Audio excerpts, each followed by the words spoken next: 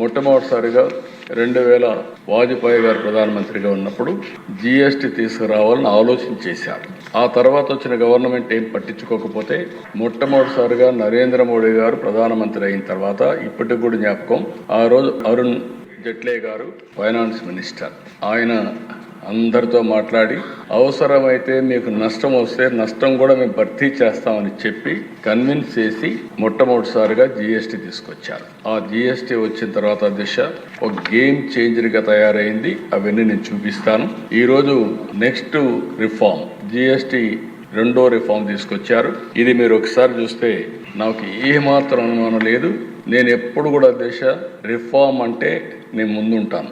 అది నా జీవితంలో ఇప్పుడే కాదు, మొట్టమొదటి ఒక ఆర్థిక సంస్కరణలన్నా, ట్యాక్స్ రిఫార్మ్స్ అన్నా, టెక్నాలజీ రిఫార్మ్స్ అన్నా నేను ముందుంటాను. చాలాసార్లు ఒక విషయం చెప్పాను, మనందరం గుర్తుపెట్టుకోవాల్సింది, అభివృద్ధి జరిగితే సంపద సృష్టించబడుతుంది. సంపద సృష్టిస్తే ప్రభుత్వానికి ఆదాయం వస్తుంది.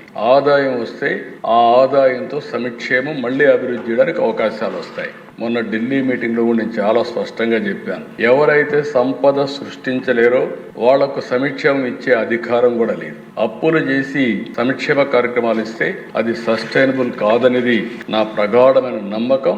నా సుదీర్ఘ రాజకీయంలో ఇదే ప్రాక్టీస్ చేశాను. అందుకే ఈ రిఫార్మ్ వస్తే మా ఫైనాన్స్ మినిస్టర్ గారు, మా ఫైనాన్స్ సెక్రటరీ గారు అందరూ వచ్చి, సార్ మనకు నష్టం వచ్చేస్తుంది, చాలా ఇబ్బందులు వస్తాయి, ఆర్థికంగా ఇబ్బందులు పడతామంటే, ఆర్థిక ఇబ్బందుల తర్వాత ఫస్ట్ దేశం రాష్ట్రం ముఖ్యం. మనం అంతా కూడా లాంగ్ టర్మ్ రిఫార్మ్ చూడాలి.